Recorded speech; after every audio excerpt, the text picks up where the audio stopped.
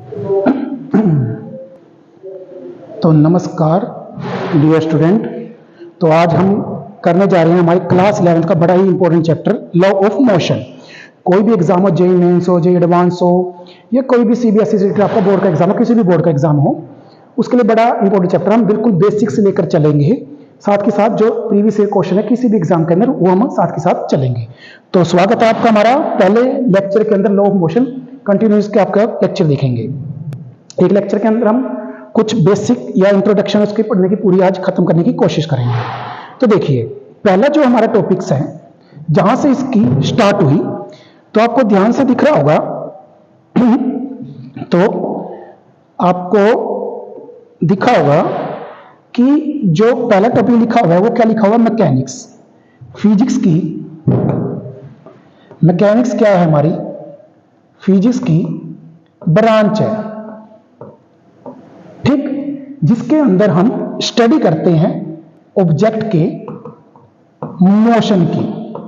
Motion के साथ मैं लिखना चाहूंगा रेस्ट। दोनों वर्ड आएंगे। फिजिक्स की वो ब्रांच जिसके अंदर हम स्टडी करते हैं किसकी, मोशन और रेस्ट। कोई ऑब्जेक्ट मोशन में है, रेस्ट में है, उसका इंटरेक्शन किसी भी किसके साथ इंटरेक्शन, जैसे फोर्स का क्या इंटरेक्शन हुआ है, इन्फ्लुएंस मतलब उसका क्या प्रभाव पड़ा है, उनका इंटरेक्शन आपस में जो स्टडी करना वो क्या कहलाता है, हमारा मैकेनिक्स। सिंपल में कह सकते हो फिजिक्स की वो ब्रांच जिसके अंदर हम स्टडी करते हैं ऑब्जेक्ट की, ऑब्जेक्ट कैसे, मोशन या रेस्ट पर, और उसकी इंटरेक्शन फोर्स से। मैकेनिक्स जो हमने यहां पर लिखी है, दो टाइप्स की लिखी है। एक तो लिखी है काइनेमैटिक्स और एक लिखी है डायनामिक्स। पहली कौन सी लिखी मैंने, काइनेमैटिक्स, और दूसरी कौन सी लिखी, डायनामिक्स। ऑब्जेक्ट के मोशन के बारे में स्टडी करना, ऑब्जेक्ट के मोशन के बारे में स्टडी करना विदाउट कॉज, हमें उसके रीजन से लेना देना नहीं है। जैसे कोई फैन है, फैन घूम रहा है, वो मोशन हो गया, आप हो गए काइनेमैटिक्स। वो क्या इफेक्ट है उसके अंदर, magnetic effect of electric current है, मोटर के ऊपर जो भी लग रहा है, उसका लेना देना नहीं है, सिंपल एक स्टडी करना, वो क्या कहलाएगा, हमारा काइनेमैटिक्स। डायनामिक्स क्या कहलाता है, ऑब्जेक्ट के मोशन के बारे में स्टडी करना बट विद कॉज, हमें रीजन पता होना चाहिए। जैसे मैंने कहा फैन चल रहा है, काइनेमैटिक डायनामिक्स दोनों को हो गया, कारण का कोई लेना देना नहीं है, किस कारण हुआ है, भाई मैग्नेटिक इफेक्ट लगा है, मोटर घूमी है, तो वो क्या कहलाएगा, हमारा डायनामिक्स। कई जगह आप पढ़ोगे स्टैटिक्स भी लिखा हुआ है। स्टैटिक मतलब होता है रेस्ट, ऑब्जेक्ट अगर रेस्ट पर हो तो उसकी स्टडी करना, वो स्टैटिक्स के अंदर आ जाएगा, ठीक है। तो ये होगी हमारी फर्स्ट स्लाइड के अंदर। नेक्स्ट पर देखते हैं। ये देखिए स्टार्टिंग कहां से हुई, आज से कई हजारों साल पहले की बात मान लो। एक जो हमारे प्रिय,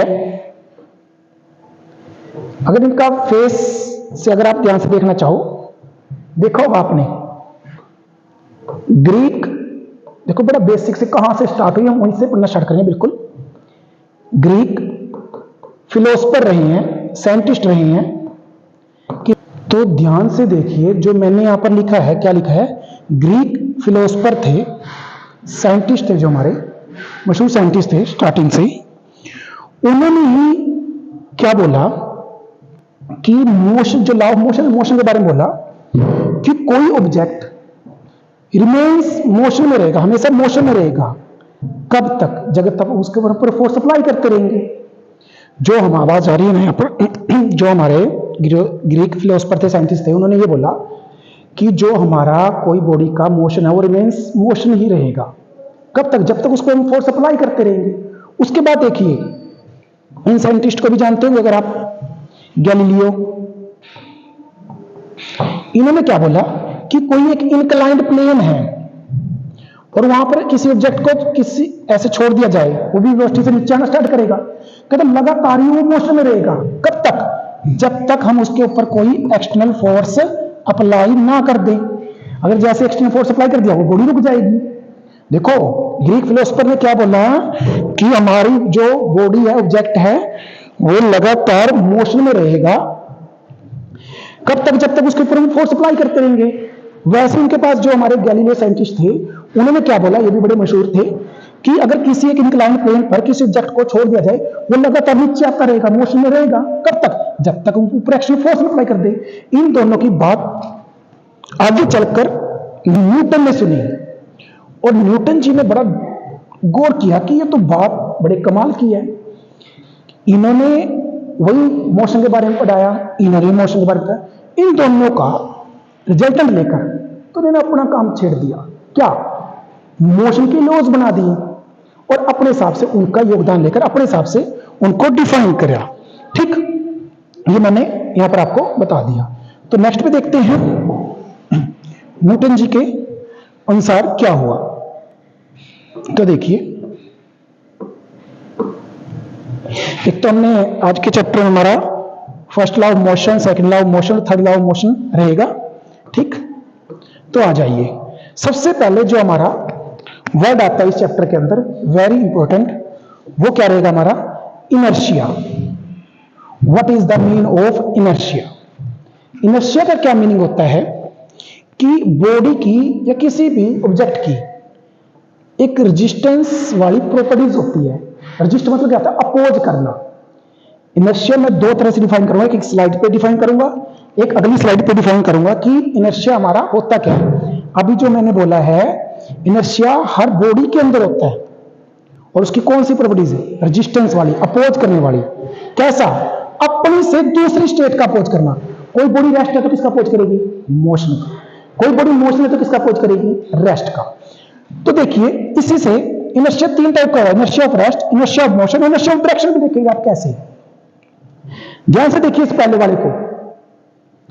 इनर्शिया ऑफ रेस्ट का एग्जांपल कैसे हुआ? कोई पर्सन है, देख रहे हो आप पिक्चर में, बस के अंदर ऐसे है और आराम से खड़ा, बस के जो भी ये हैंडल है उसको पकड़े और बस एकदम चल पड़ी। कहां गिरते? आगे की ओर, पीछे, पीछे की ओर।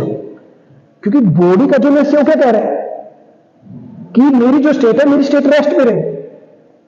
बस चल पड़ी, वो क्या कहते हैं? नहीं, मोशन में रही। तो पर्सन कहां गिरेगा? पीछे की ओर। Inertia state of the body is rest, the body resist motion, motion का अपोज करे। दूसरी वाली में देखिए, वही पर्सन, अब लगातार गाड़ी चल रही है और एकदम कोई स्टॉपेज आया, कुछ भी हुआ, गाड़ी एकदम रुक गई, धक्का लगा, तो बॉडी कहां गिरेगी? अब देखो, गाड़ी किसमें थी? मोशन में। अपनी बॉडी को किसमें लेकर आना चाहिए? मोशन में। तुम कहां गिरेंगे? आगे की ओर। हमारी बॉडी गाड़ी के अनुसार लगातार मोशन में थी, एकदम ब्रेक लगी, तुम कहां गिरेंगे? आगे की ओर, क्योंकि इनर्शिया ऑफ मोशन हो गया, हमें आगे की ओर रखना चाहता है। तो ये हो गया हमारा इनर्शिया ऑफ मोशन। डायरेक्शन बड़ा सिंपल है।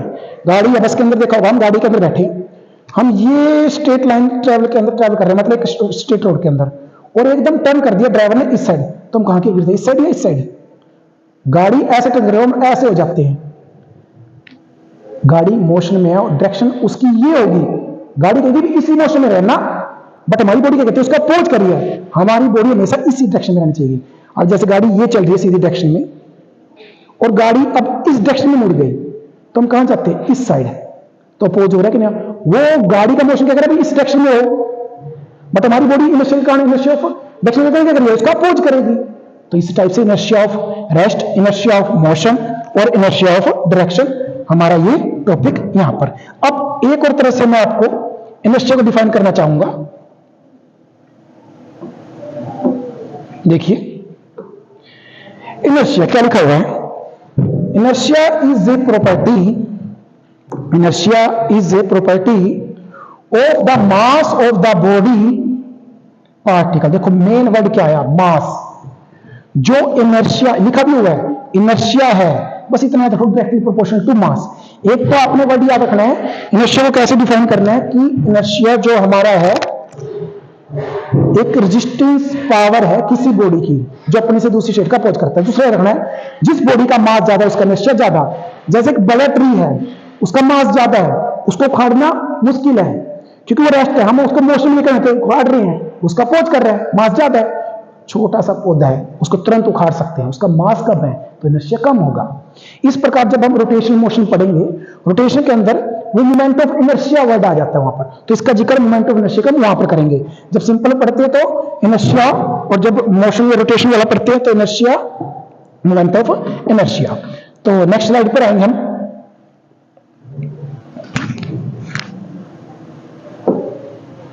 देखो अब आया है इनर्शिया से ही रिलेटेड फर्स्ट लॉ, ये law of inertia. Newton first law बोल दो और लॉ ऑफ इनर्शिया। इनर्शिया इसलिए हमने पढ़ा था भी ताकि हमें पता लग जाए वो एक्चुअल में है क्या। लॉ ऑफ मोशन के अंदर आना फर्स्ट लॉ के अंदर, कोई बॉडी अगर रेस्ट है तो रेस्ट पर रहेगी, कोई बॉडी मोशन है तो लगातार मोशन में रहेगी। कब तक रहेगी? जब तक उस पर कोई एक्सटर्नल फोर्स ना लग जाए। कोई पंखा है, लगातार वो घूमता ही रहेगा, घूमता ही रहेगा, घूमता रहेगा। कब तक मोशन में है? कब तक? जब तक मैं एक्सटर्नल फोर्स अप्लाई कर, जैसे मैं बटन बंद कर दूं तो बॉडी रुक गई, अब वो रेस्ट पर ही रहेगा हमेशा। कब तक? जब तक मैं एक्सटर्नल फोर्स लगाऊं, बटन ना दबाऊं, ऑन ना करूं, तब तो वो मोशन में आएगा नहीं। तो बॉडी रेस्ट है तो रेस्ट पर रहेगी, मोशन है तो मोशन में रहेगी। कब तक? जब तक उसके ऊपर कोई एक्सटर्नल फोर्स अप्लाई ना कर दे। तो उसी को हम क्या बोलते हैं? न्यूटन फर्स्ट लॉ या लॉ ऑफ मोशन। तो अगली स्लाइड पर आते हैं। देखिए फोर्स, फोर्स आपने 8th क्लास से पढ़ना स्टार्ट कर दिया होगा। आपको 8th क्लास में नहीं पढ़ा, 9th क्लास में नहीं पढ़ा, लेकिन इस +1 की क्लास में आपने लेक्चर 1 से सारी बातें ध्यान से सुनी है। आपने पहले कुछ भी ना आता हूं, लेकिन अब मैं सारा बेसिक से करवा रहा हूं। फोर्स, किसी बॉडी को पुश और पुल करना, धक्का मारना या धकेलना या अपनी ओर खींचना, वो क्या कहलाता है? फोर्स। न्यूटन ने इसको डिफाइन किया था। और अगर मैं फोर्स को डिनोट करना चाहूं, अच्छा फोर्स की डायरेक्शन, जहां फोर्स लगेगा उसी डायरेक्शन में उस बॉडी का मोशन होगा, ठीक। और फोर्स को F से डिनोट करते हैं, कैपिटल F से, और इसका यूनिट SI न्यूटन होता है। नेट फोर्स किसी बॉडी पर निकालना हो, जैसे इस बॉल के अंदर देखो, इस साइड से फोर्स F1 लगा, इस फोर्स से F2 लगा, इस फोर्स से यहां से F3 लगा, तो इन सभी का वेक्टर सम, इन सभी का वेक्टर सम यहां पर थोड़ा स्लाइड के अंदर हो गया है। इन सभी का नेट फोर्स क्या कहलाएगा? F12 plus F2 plus F3। ये नेट फोर्स, इन सभी का रिजल्टेंट वेक्टर सम ऑफ तीनों के तीनों जो फोर्स है उन सभी का नेट फोर्स क्या कहलाता है? हमारा वेक्टर टोटल फोर्स कहलाता है, ठीक। और नेक्स्ट स्लाइड पर आएंगे हम। एक मिनट।